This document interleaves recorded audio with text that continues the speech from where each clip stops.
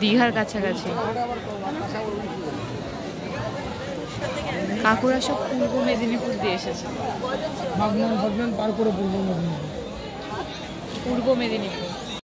Welcome. আর কি করব, video শুটটা দেখে তো আশা করি তোমরা সবাই বুঝে গেছো যে এটা সেই পার্ট 2 এর ভিডিওটা, যেটা বাণীপুর মেলা আমার তোমাদের ছাড়ার কথা ছিল। মানে বাণীপুর মেলা পার্ট 1 এর ভিডিওটা ছেড়ে ফেলেছি। আর গত 3 মাস ধরে ভাবছি, 3 মাস না বেশিই বলে ফেললাম, 3 সপ্তাহ ধরে ভাবছি যে পার্ট 2 এর ভিডিওটা ছাড়বো, বাট এতটাই ল্যাদ খাই, মানে ভিডিওটা এডিট করারই আমার মানে ঘুমাতে ঘুমাতে সময় হয় না, এরকম একটা ব্যাপার।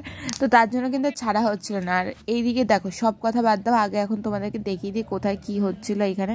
তো এইটা ছিল হচ্ছে মানে যেখানে সব হাতের কাজ যেগুলোকে বলে সেইগুলো কিন্তু এই সাইডটাতে ছিল। আর আমি এই সাইডটাতে এতটাই লেট করে এসেছিলাম, ওর জন্য কিন্তু প্রায় জিনিসই কিন্তু উঠে গেছিলো, মানে প্রায় বলতে বেশিরভাগটাই উঠে গেছিলো। আর ঘুরতে ঘুরতে বিশ্বাস করো ভীষণ পরিমাণে খিদে পেয়ে গেছে। আর আমি কিন্তু এই মাছের দোকানগুলো দেখলেই কিন্তু আমি যেখানে দেখি সেখানে দাঁড়াই। আর এখানে কিন্তু একদম গরম গরম কিন্তু ভেজে দিচ্ছিল, মানে হেভি, মানে পুরো মনে হচ্ছিলো দীঘার সমুদ্রের পাড়ে এসে দাঁড়িয়েছি আর এখানে কিন্তু এসে খাচ্ছি। তো যাই হোক, আর আমাকে কেমন লাগছে তোমরা কিন্তু অবশ্যই করে বলেছো। তো আমাকে পরে দেখাচ্ছি, আগে এইগুলো দেখে নাও। মানে ভীষণ ভীষণ সুন্দর ছিল ওগুলো, মানে আমি চোখই সরাতে পারছিলাম না। তারপরে দেখতে পাচ্ছি একটা নিয়েছিলাম ফার্স্টে, কারণ জানি না যে কীরকম খেতে হবে, তার জন্য কিন্তু আমরা মানে আগে ভীষণ ভুল করতাম যে 2টো করে নিয়ে নিতাম আর খেতে পারতাম না, বেকার মানে জিনিসটাকে ফেলে দিতে হতো। তাই এখন কিন্তু আমরা একটা করেই ফার্স্টে নিই, তারপরে কিন্তু আমরা যদি ভালো লাগে তাহলেই কিন্তু আমরা 2টো করে নিই, কারণ বাই চান্স যদি ভালো না হয় তাহলে তো পুরোই গেল একেবারে, মানে টাকাটাও নষ্ট, খাবারটাও নষ্ট। তার জন্য কিন্তু এখন আর নিই না। আর আমি যেহেতু ক্যামেরাটা ধরেছিলাম তার জন্য কিন্তু আমাকে খাইয়ে দিচ্ছিল। আর কেউ এখানে কোনো বাজে কমেন্ট করবে না বা বাজে মাইন্ডে কেউ কিছু বলবে না, আগের দিকে বলে দিলাম। ক্যামেরাটা ধরেছিলাম বলে কিন্তু ও খাইয়ে দিচ্ছিল, আর কিছুই না। তো তারপরে কিন্তু আমরা ওখান থেকে যেইটা জিনিসটা আমরা ফার্স্টে কিনে গেছিলাম, মানে এই জিনিসটা কিনে গেছিলাম, আর এই জিনিসটা কিন্তু রেখে তারপরে আমরা কিন্তু ওই দিকটাতে ঘুরেছিলাম, যেহেতু এই জিনিসটা নিয়ে ঘোরা যায় না। আর যেহেতু বাড়ির দিকেই যাচ্ছিলাম, তাই কিন্তু আমরা জিনিসটা নিয়েই কিন্তু বেরিয়েছিলাম। আর দেখতে পাচ্ছি এত রাত হয়ে গেছে, তাও কত ভিড়। আর সত্যি কথা বিশ্বাস করে, আমরা যখন আসছিলাম বেশিরভাগ কিন্তু অ্যানাউন্সমেন্ট করছিল যে গ্যারেজগুলো বন্ধ হয়ে আছে, যেহেতু আমরা আগেই জানো যে গ্যারেজে আমরা বাইকটা রাখিনি, তার জন্যই কিন্তু মানে আমাদের কোনো প্রবলেমে পড়তে হয়নি প্রতিবারের মতন। আর এবারটা কিন্তু বেশ ভালোই কিন্তু মজা করেছিলাম, যেহেতু গ্যারেজে রাখিনি, প্লাস মানে অনেকটা টাইম ধরে ঘুরতে পেরেছি। হ্যাঁ, একটু দেরি হয়ে যাওয়ার কারণে কিন্তু অনেক কিছুই বন্ধ হয়ে গেছিলো, দেখতে পারিনি। বাট চেষ্টা করেছিলাম আরেকবার যাওয়ার, তো সেটাও হয়নি, কারণ আমি এই একবারই আমার সময় ছিল। কারণ অনেকেই জানো যে আমি ডান্স করি, তো ডান্সের প্রোগ্রাম ছিল, তার জন্য কিন্তু আর যেতে পারিনি, মানে বাড়ির কাছে মেলাতেই যেতে পারিনি, বুঝতে পারছি। তাহলে তো অন্য কোথাও যাওয়া তো দূরেরই কথা।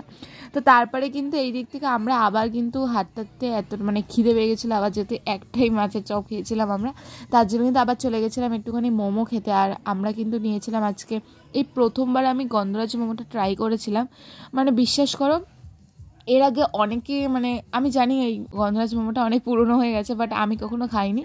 মানে প্রথম একটু ভাবছিলাম কেমন লাগছিলো, বাট বিশ্বাস করে আমার না মানে হেভি লেগেছে, হেভি। মানে আমি এখন এইটার প্রতি মনে হচ্ছে, এই মোমোটার প্রতি এখন ফিদা হয়ে গেছি। আগে আমি বেশিরভাগ স্টিম মোমোটাই খেতাম, মানে এমনি নর্মাল চিকেন মোমোটা। তো এটা খেয়ে কিন্তু আমার ভীষণ ভালো লেগেছিলো, ভীষণ। তো তারপরেই কিন্তু যেহেতু আমার সাথে একটা পেটুক ছিল, তোমরা সবাই যেন কীরকম খেতে পছন্দ করে, আর মানে পাশের দোকানেই কিন্তু আবার গিয়ে বসে পড়েছিল কী খেতে জানো তো, ফ্রাইড রাইস আর চিলি চিকেন খেতে। মানে একটা খেয়ে উঠতে পারেনি, আর একটা খেতে মানে চলে গেছিলো, লাস্টে আমাকেও খেতে বাধ্য করেছিল। হ্যাঁ, অনেকেই বলতে পারো যে খাওয়াতে আবার বাধ্য করা গিয়েছে, বাট প্রথমে ভেবেছিলাম খাবো না, বাট কোয়ান্টিটিটা অনেকটাই কম ছিল, তার জন্য ভাবলাম যে ওরটা দিয়ে খেলে ওর কিছুই বসাবে না, তাই কিন্তু আমিই খেয়েছিলাম আমারটা দিয়ে। আর এইখানের গানগুলো জাস্ট ওয়াও গান হচ্ছিলো, মানে আমার তো মনে হচ্ছিল এইখানেই সারাটা রাত্রি এখানেই পড়ে থাকি, বিশ্বাস করে এত সুন্দর লাগছিল। আর দেখো প্রচুর মানে রাত্রি 12টা বেজে গেছিলো, তাও মানে লোক কিচকিচ করছিল। তোমরা জাস্ট শুনতে থাকো, তাহলে বুঝতে পারছি আমি কেন বললাম কথাটা।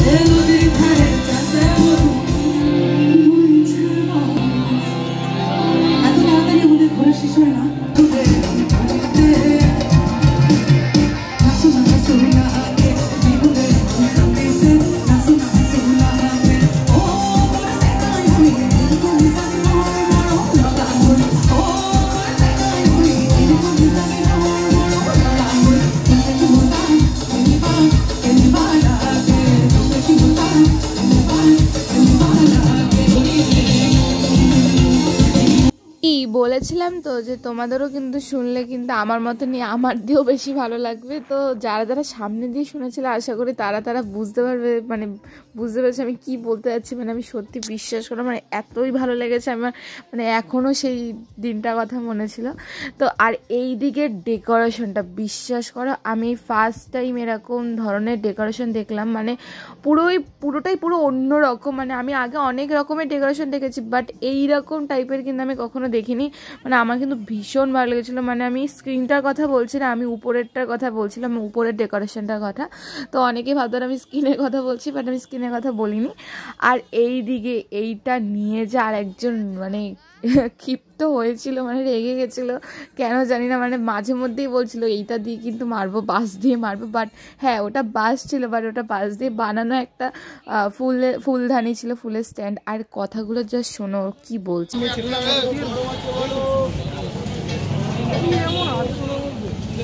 দেখতে দেখতে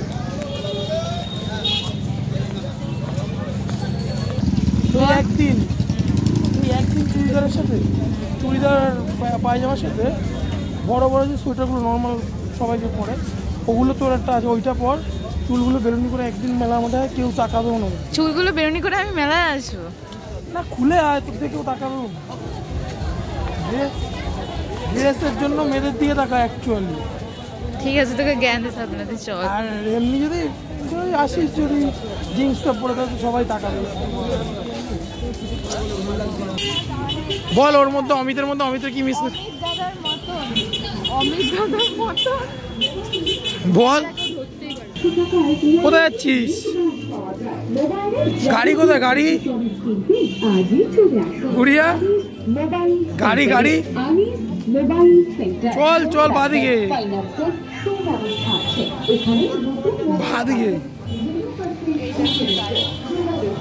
এটা কি?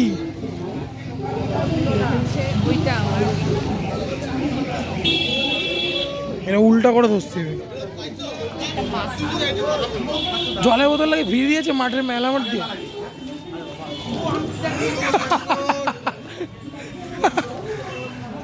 দেখতে পাচ্ছ তো ক্যামেরার পিছনে এরা কি সব বলতে থাকে, মানে এরা সারাক্ষণই এরকম বলতে পারে, মানে বলতে থাকে, কেউ কোনো মাইন্ড করো না তো।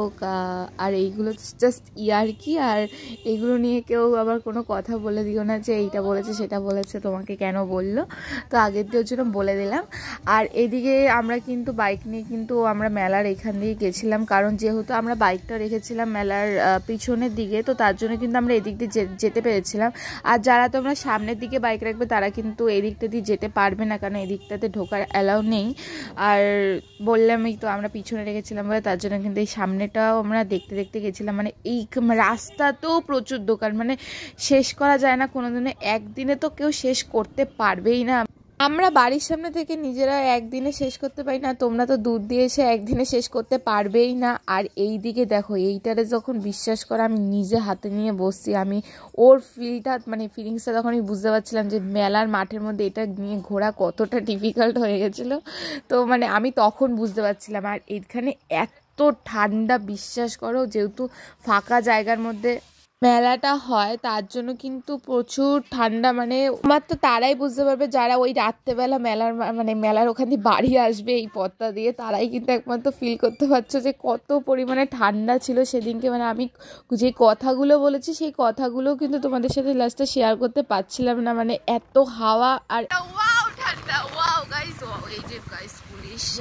হাওয়াটাও কমলো। আর এদিকে কিন্তু দেখতে পাচ্ছ কারা দাঁড়িয়েছিল, তো এখানে কিন্তু আর কোনো কথা বলার স্কোপই ছিল না, তার জন্য কিন্তু ভিডিওটা এখানে আমি এন্ড করছি। তো ভিডিওটা ভালো লাগে থাকলে প্লিজ একটা লাইক করে দিও, আর সাবস্ক্রাইব করতে কিন্তু একদমই ভুলে যেও না প্লিজ গাইজ, একটা সাবস্ক্রাইব করে দিও, লাইক করতে হবে না।